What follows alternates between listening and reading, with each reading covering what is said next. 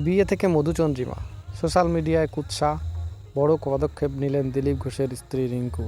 বিয়ের পিঁড়িতে বসা থেকে শুরু করে এখনও পর্যন্ত সোশ্যাল মিডিয়ায় কুরুচিকর মন্তব্যে অতিষ্ঠ দিলীপ ঘোষ ও তার স্ত্রী রিঙ্কু মজুমদার ঘোষ শেষ পর্যন্ত অতিষ্ঠ হয়েই গেলেন বিধাননগর সাইবার ক্রাইম সেলে।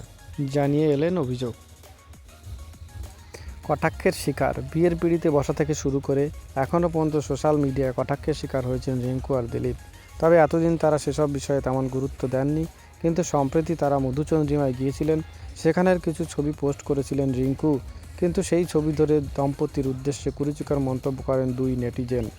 টার্গেট দিলীপ রিঙ্কু সূত্রের খবর, অনন্যা চট্টোপাধ্যায় ও ইন্দ্রনীল চক্রবর্তী নামে দুটি অ্যাকাউন্ট খুলে দিলীপ ও তার স্ত্রীর বিবাহিত জীবন সম্পর্কে অসত্য ও মানহানিকর মন্তব্য পোস্ট করেছেন। রিঙ্কুর দাবি, উদ্দেশ্য প্রণোদিতভাবেই তাদের হেনস্থা করা হচ্ছে, তাদের ভাবমূর্তি ক্ষুণ্ণ হচ্ছে, তাই এ জাতীয় মন্তব্য করা হচ্ছে, তাই তিনি পুলিশের দ্বারস্থ হয়েছেন।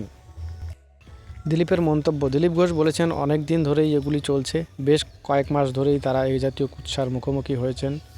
তিনি আরও বলেছেন, তিনি নিজে খুব একটা সমাজ মাধ্যমে থাকেন না, তাই তার চোখে খুব একটা পড়ে না, কিন্তু স্ত্রী রিঙ্কু সমাজ মাধ্যমে নিয়মিত থাকেন, তাই তিনি অস্বস্তিতে পড়েন, তাই স্ত্রীকে তিনি পুলিশের দ্বারস্থ হতে বলেছেন।